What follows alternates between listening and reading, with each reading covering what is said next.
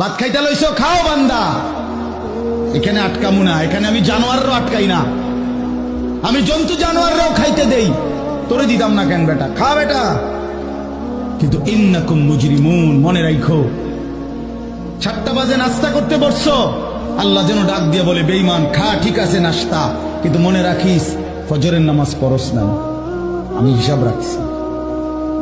রাত 10টা বাজে খাইতে বসছো বেঈমান, ঠিক আছে খা, কিন্তু মনে রাখিস এশার নামাজ পড়ো নাই। ঘর করলা, ফার্নিচার বানাইলা, ঠিক আছে থাকো, তো মনে রাখো এগুলো সুদের টাকা, এগুলা কাস্টমারের ঠকাইয়া মিথ্যা বইলা ওজনে কম দিয়া ওই টাকা আমি জানি, আমি বান্দা দেখবো সব বেঈমান খাইতেছে কিনা দুনিয়া।